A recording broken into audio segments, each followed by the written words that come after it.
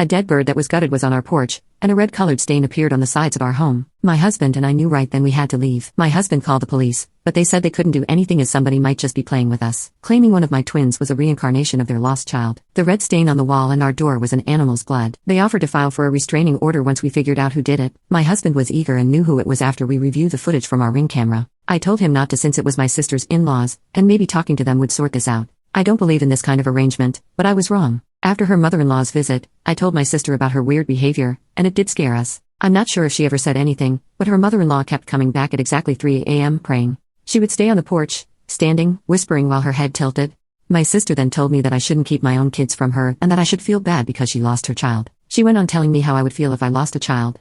She had been the favorite child and always got everything, and now it was just one time where things didn't favor her. After that, my sister terrorized me every day, sending me thousands of messages and emails. One morning, we found a dead bird on our porch, gutted as if someone had done it intentionally.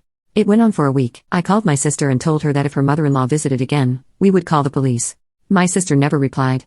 A few days later, everyone including me, my twins, and my husband started to get really sick. It felt like somebody had done something to us, and I suspected it was her mother-in-law. My mother came to stay and help since we had been so sick. Not only that, my husband got into a car accident where someone rear-ended him on the freeway, destroying our car. Not only that, my husband got into a car accident where someone rear-ended him on the freeway, destroying our car. Thankfully, my husband wasn't seriously injured. In the second one, we were lucky enough because we had our kids in the back.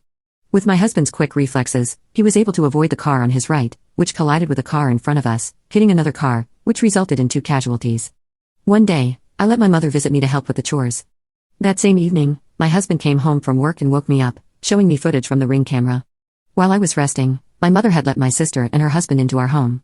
My sister then took one of the twins, cradled her, and even breastfed her. They took family photos with my baby. I was alarmed and furious. I didn't hesitate to file a restraining order against my sister, her husband, and my mother.